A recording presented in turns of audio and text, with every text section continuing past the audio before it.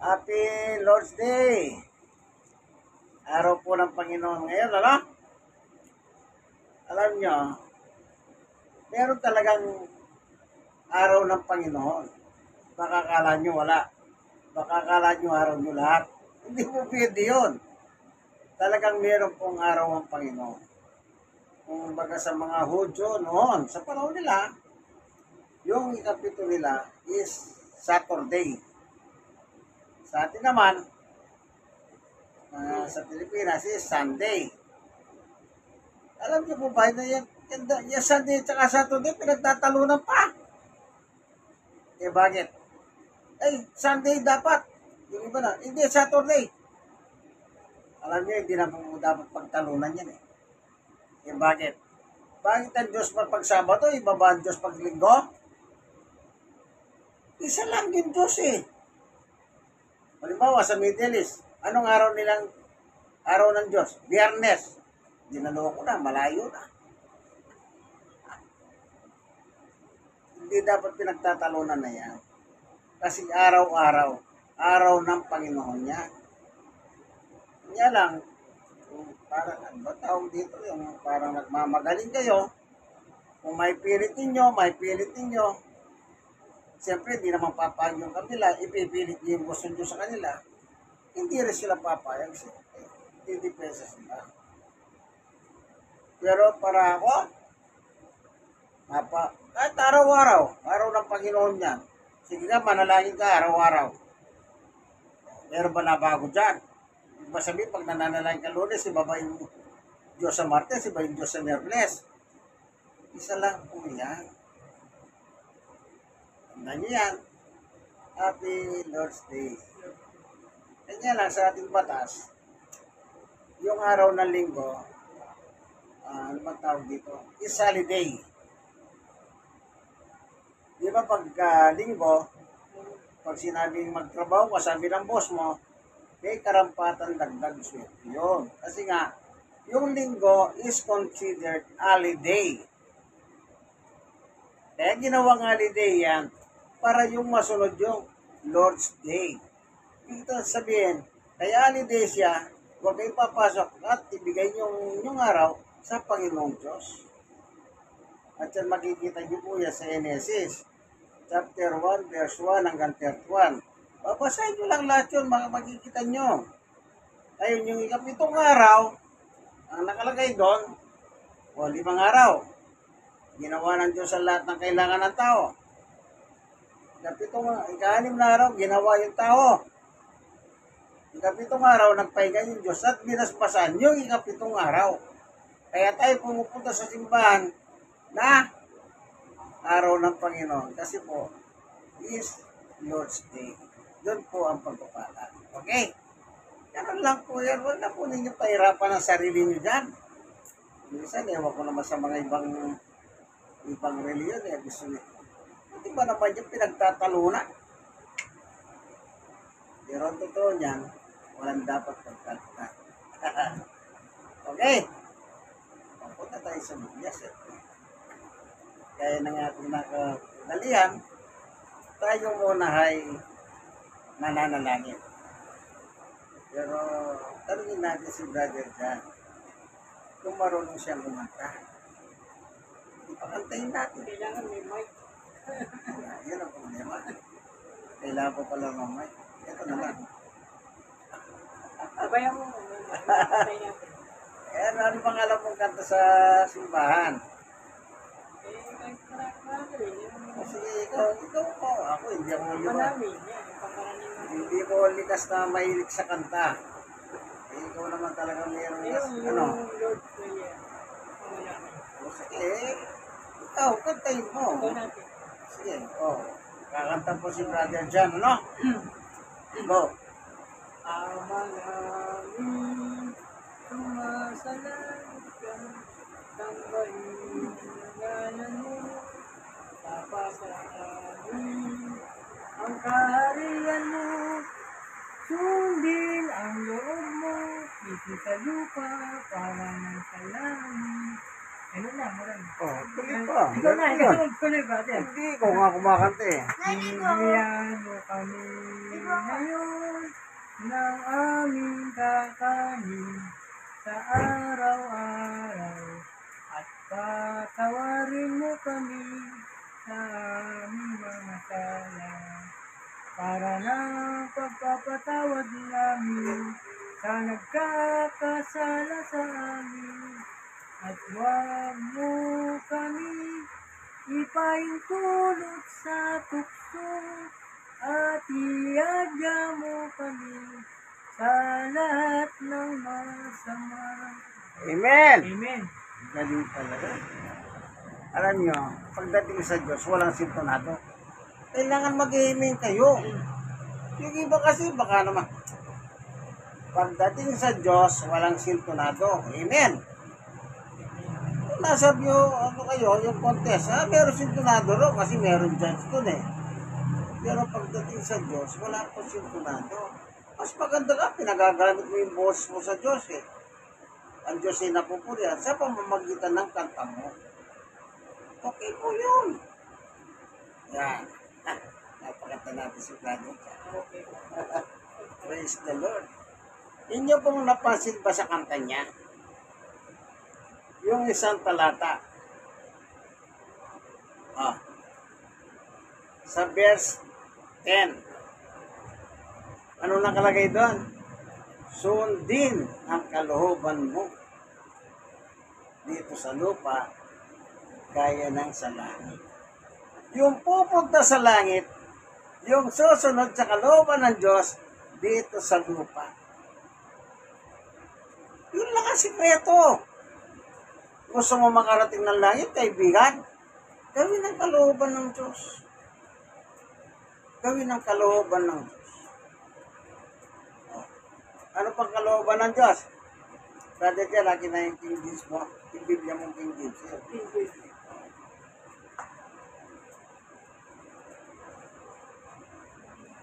Tingnan natin yung isa nakalagay doon. Ano?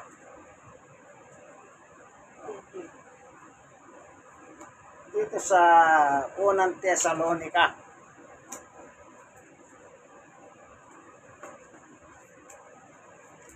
Tingnan natin. Kung nyo mapapasin ha, sundin ang kalooban mo. Tingnan natin kung ano nakasulat dito. Ayon kay San Pablo.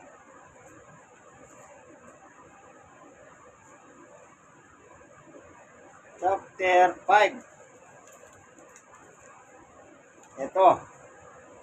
Unang Thessalonica, chapter 5. King James Version 2 ito, makapal. Ang nakalagay dito, ito. Unang Thessalonica, chapter 5, verse 16. Mga galak kayong lagi. 17. Magsipanalangin kayong walang patid. 18. Sa lahat ng mga bagay ay magpasalamat kayo sa Diyos sapagkat ito ang kalooban ng Diyos kay Kristo Jesus sa inyo. Anong sabi niya? Manalangin. Palagi. Ang problema, kung manalangin ng tao, at saka na lang, mali. Palagi, manalangin. Magpasalamat sa Diyos. Sapagkat ito ang kalooban ng Diyos. Paano ka pupunta sa langit? Yun lang kalooban ng Diyos, ayaw mo pasundin. Magpapasalamat ka kung may dumating na regalo dyan. Paano kung wala? Alam niyo po, bibigyan ko kayo ng ganito kasimpleng ilustrasyon. Edad ko 63. Brother John, ilan taong ka na? 63, 52. Ganong katagal ang biyaya ng Diyos sa atin? Hindi mo mapapasalamatan ng Diyos sa ganyang bagay?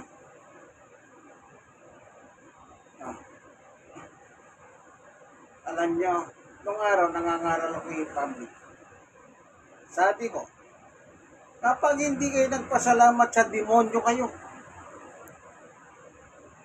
Bakit ko sinabi sa demonyo? Ang demonyo wala namang pagkialam sa utos ng Diyos eh. Ang utos ng Diyos, magpasalamat ka. Manalangin. O, paano mo sasabihin ng pasalamat? Di manalangin ka. Aba nananalangin ka, pagpasalamat ka sa Diyos. Kaya sabi ko, pag hindi kayo nagpasalamat sa demonyo kayo, aba, mayroon sumabat. Pagkatapos kong mangaral, tinanong niya ako, para sa kanya, saan mo naman natutunan yun? Ano ba nakalagay ka ako? Magpasalamat. Hindi ka nagpasalamat. Di sa demonyo ka. Kung sa Diyos ka, di magpasalamat ka. Yun lang. Tapos na.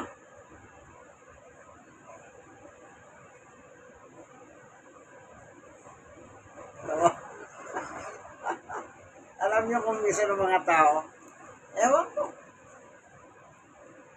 Silang buti na lang, biyaya ng Diyos, lagi tayo nandiyan. Handang sumagot. Bakit tayo handang sumagot? Ito pa.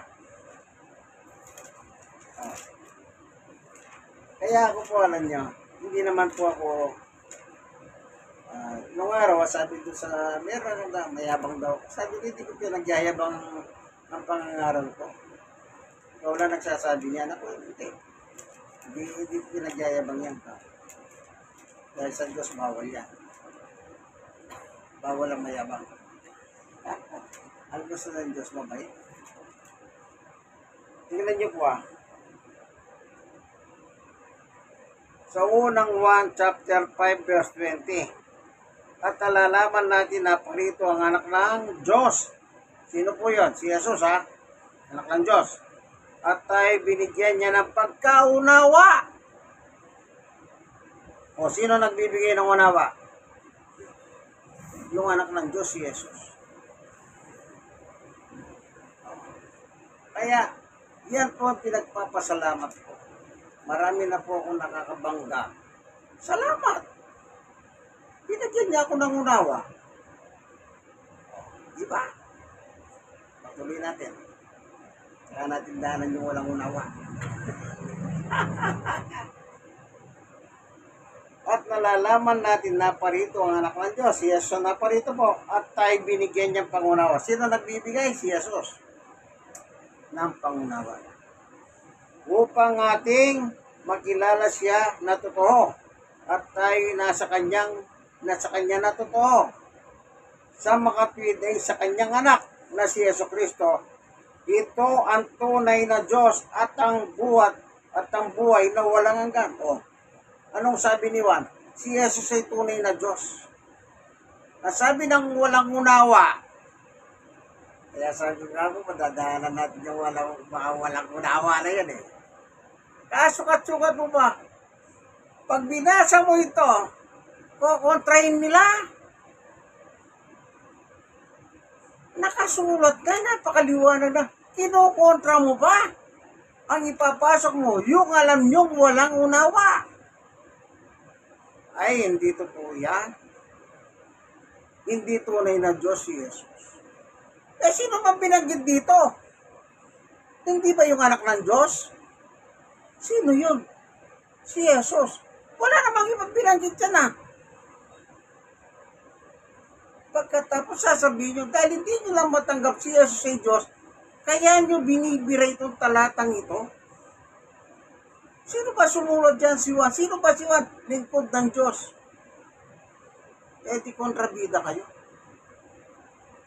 Isipin nyo, lalabanan nyo pa si Juan? Sa sulat niya.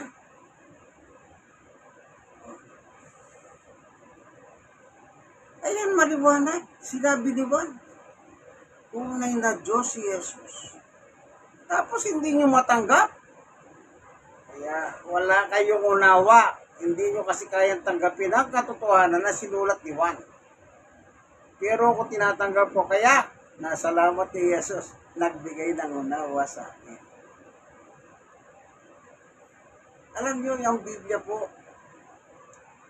nakasulat yan, wag na po natin guluhin. Abang ginugulo mo yan, eto, sigurado, sasabihin ko sa'yo, mababawon ka. Lalo na pag ako natiyangkuhan mo, ay baon na baon ka sa kahiyan. Marami ako nakainkwento sa yung public na nangangaral ako, nagmamayabang. Siguro gusto nila sumigat. Sabi ko sa kanila, basahin mo yung gusto mo. Ayaw naman magbasa. Ako magikinig. Huwag ganon. Isang pagkakataon, binibidyo ko eh. Pinapatan ako ng video. Sabi ko sa video, kayong naniniwalang si Jesus hindi Diyos, bilisan nyo. Habang nandito ako, pumunta na kayo rito. Sige. Pag natapos ako, alis ako rito kako. Total, itong kasama ninyo kako. Kapwa nyo hindi naniniwala na Diyos si Jesus, binibidyo pa ako. Bilisan nyo. Para datan nyo ako. Sabi ko doon sa nagbibidyo, ikaw naman nagbibidyo ka. Pag hindi na kami nagtagpo ng mga ministro mo, itong video ito, ipalabas mo sa inyo ha, para maraming matawan. Para yung mukhang ito, kahit saan nila makita, huwag nila makalimutan. Mga antikristo kayo kako. Sasabihin yung hindi Diyos si Jesus, nasa Biblia na nga, no? Kinokontra nyo pa. Tapos sasabihin, hindi tunay na Diyos. Sino may sabi? Kayo lang. Ako binabasa ko lang. Wala ko sinasabing iba. Binasa ko. Kaya bakit tunay na Diyos si Jesus? Di natural ang kanyang tatay. Ang kanyang tatay tunay na Diyos. Oh, ito, may talata dyan. Na tunay na Diyos siya, ang Diyos. Eh kasi Diyos yun eh. Kaya tunay siya. Kaya yung anak niya si Jesus, tunay din. Ako, ang tatay ko, tatay ni brother dyan, nanay niya, nanay ko, parehong tao. Na magani mo sila, etong buhay, tao. Yun ang tao. Sasabihin mo tao, di lalabas ang Diyos sa langit, tao. May tao ba sa langit? Kasi yung mga kulto kayo. Yan lang ang totoo. Kulto kayo. Kaya kung Biblia lang ang ating pagbabatayan, alam niyo yung mga kulto, sa impyerno sila pupunta. Hindi ako may sabi niya ng Biblia. Pero kung tama po yung pananampalataya, wala namang problema. Basta nasa Biblia. O, tingnan natin. Ang Diyos ba tinatawag na tunay na Diyos? Dito sa libro ni Juan. 1 chapter 17 verse 7. Verse 1 pala. Ang mga bagay nito ay sinilita ni Jesus at sa pagtingala niya ng kanyang mga mata sa langit at sinabi niya, Ama, dumating na ang oras, walatiin mo ang iyong anak upang ikaw ay walatiin ang anak. Dos, kaya nang ibinigay mo sa kanya ang kapamahalaan sa lahat ng mga laman. Laman tayo po yun. Upang bigyan niya ng buhay na walang hanggan ang lahat ng ibinigay mo sa kanya. 3. At ito ang buhay na walang hanggan. Buhay ang walang hanggan, pinag-usapan ha. Na ikaw ay makilala nila na isang Diyos. Referring to God. At, yung kasunod. At siyang iyong sa likod pala, sa likod. Isinugo sa makatuwid bagay si Jesucristo. Dalawa, kikilalanin natin. Yung tunay na Diyos at saka si Jesus. Kung sinabi siya ang Diyos ay tunay na Diyos, understood po yun. Tunay na Diyos si Jesus. Alam nyo, ewan ko, ano? Para lang, kasi kasalanan nyo rin yan. Nagpauto kayo eh. Dapat sana sa simula pa lamang, nagbasa kayo ng Biblia. Para hindi kayo nauto. Hindi. Pinabayan nyo ng utoy kayo ng uto hanggang sa maluto yung utak nyo. Kaya pag nakakarinig kayong tunay na Diyos, si Jesus, ewan ko, ba't kayo magagalit? Ba't kayo nagagalit? Kaya sabi ko doon sa nagbibideo, habang binibideo, alingay, pinisit ko hanggat nandito ako. Eh pagtapos ako mangaral dito, alis naman ako rito dahil lilipat ako sa iba.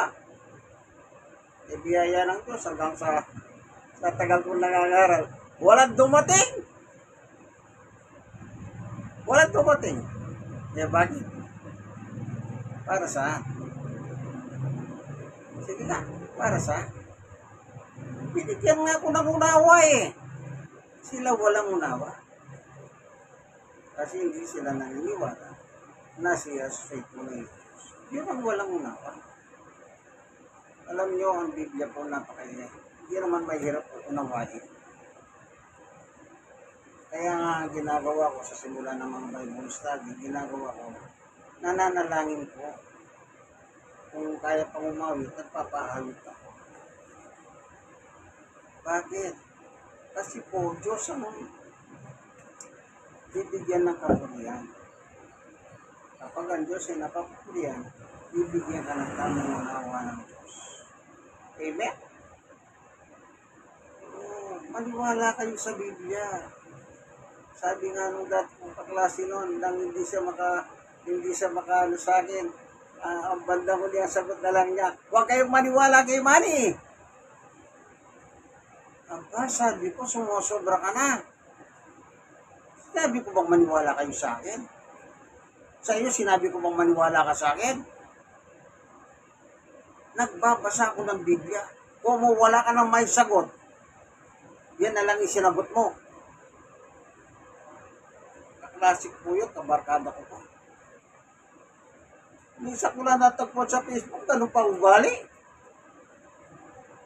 Hindi na-friend ako. Pero, dati naman, hindi ko naman dati ka Facebook. Kumbaga, nung nabalita ko, hinahanap ko lang.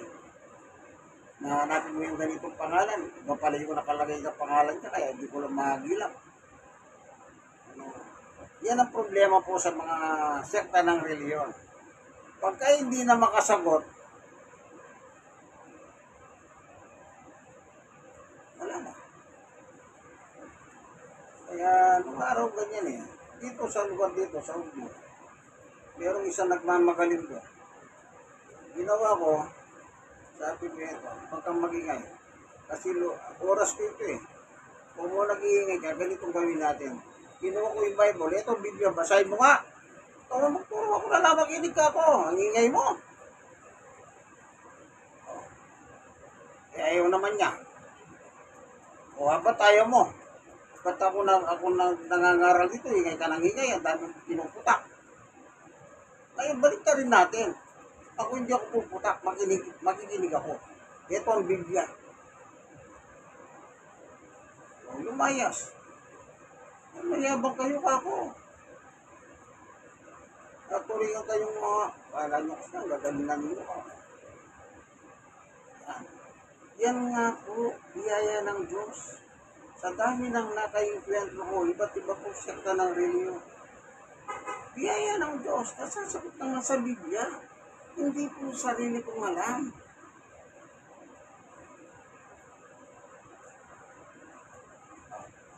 Meron pa, matanda rin. Sabi niya, saan pa pupunta ang tao pagpatay na? Binasa ko yun sa si Lazaro, kay mayaman. Kasi namatay yun, napunta si Lazaro doon sa paraiso, yung mayaman doon sa pinag-impyerno. O yan. Baka mukat-mukat mo sa, ay hindi ako naniniwala dyan. Pambira ka, nagtanong ka kayo, sinagot ka ni Jesus, hindi ka naniniwala. Sino nagturo sa iyo kako? Tanong ko, sino nagturo sa iyo? Yung nagturo sa iyo sa susunod, lagi tayo nagkikita rito, dalhin mo para makilala ko. Yung tanong mo, itatanong ko sa kanya, tignan ko kung ano yung sasagot niya. nung another, magkita-kita kami, pero nakita ko siya nakaupo. Tinabihan ko, ala, hindi makatingin sa akin. Bandang uli sabi niya, doon sa pare, mauna na ako, may bibilin para ako. Hanggang sa umalis, hindi nakatingin sa akin. Eh bakit? Eh, sinabi ko yung nagturo sa kanya, galing niya. Wala siguro siya madala. Ewan ko pag hindi ko pinagpundo na. Sabi ko, sinagot ka na nga ni Jesus. Umaayaw ka pa eh. Magbuhat no, nakikita ko yun. Hindi nasa committee. Hindi nasa committee. Anong iibo mo niya? Ganyan po ano. Kaya tandaan niyo po, kung ano yung nakasulat, panguli. Total, nagamit na natin ito. Tuluyan na natin po. Actually, meron po akong dalang Biblia, New Testament lang, no?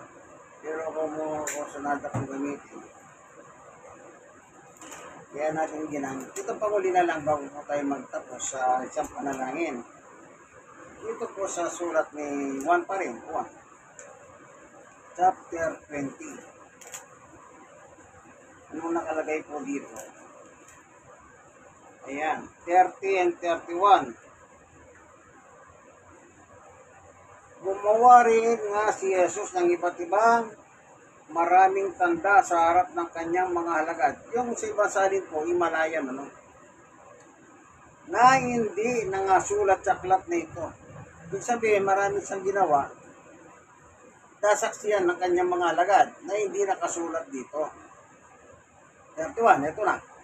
Ngunit ang mga ito ay nangasulat upang kayo'y magsisampalataya na si Jesus ay ang Kristo, ang anak ng Diyos, at sa inyong pananampalataya ay magkakaroon kayo ng buhay sa kanyang pangalan. Yun nakasulat dito sa palatayanan natin. Eh, nakasulat naman na, ang Diyos ay, si Jesus ay tunay na Diyos. Ayaw ka pa eh. O, tingnan natin dito sa mababaw na salina. Para baka sabihin, alam niyo yung King James Version to. Actually, malalim na Tagalog po yan. Kaya nga, ako kumisan, gumagamit ko yan. Gumagamit din ako ng translation ng ibang Biblia. Para yung mas magahan. Ito, sa 31 ha. 1:20:31. Ang mga natala rito ay sinulat upang sumampalataya kayo. Si Jesus, ang Mesiyas, ang anak ng Diyos, at sa gayon, magkakaroon kayo ng buhay sa pamamagitan niya. O anong nakalagay? Ang mga natala rito. Yung nakasulat dito. Sa palatayanan, si Yesu Cristo. Sino si Yesu Cristo? Tunay na Diyos. Amen. Yeah. Kala nyo kasi eh. Sige, ganito na tayo tayo dyan. Salamat po, Panginoon Diyos, sa katotohanan na binahagi mo sa amin ng iyong anak ay tunay na Diyos po ayon sa kasulatan. Maraming salamat po, Panginoon Diyos. Nawa, yung mga taong manonood, magiging ng video nito, kundi pa ayon sa kanilang pananampalataya, bagoy, bukos sila. Tanging ko lang po pwede magpabago sa isang tao. Maraming salamat po sa ngalan ni Jesus. Amen. Kaibigan, alam niyo naman, sabi nga nila, thanks for watching. Like, share. Kayong mga na-share, i-share nyo po. I-share nyo sa mga hindi naniniwalang si Jesus ay tunay na Diyos. Mas maganda, dumibalan raya. Nandito lang ako. Pwede naman kayong mag-comment. Pero huwag lang kayong mag-comment. Alam niyo po yung mga hindi naniniwalang si Jesus ay tunay na Diyos. Minumura ko no. Huwag ko silang gayahin. Mga demonyo sila. Kasi nagmumura sila. Meron pa nga sa'yo. Tutukuhan kitang baril dyan. Pag di nagbagong pananampalataya, makita nyo. Dahil lang sa pananampalataya, tututok sila ng bahid. Kaya nga, yung kabilang reliyon, nasabi niya, mamamatay talaga tao kayo. Tuhan ko na rin. Yung salita na, pananampalataya. Ay hindi. Yung nakasulat na. God bless us all. Bye.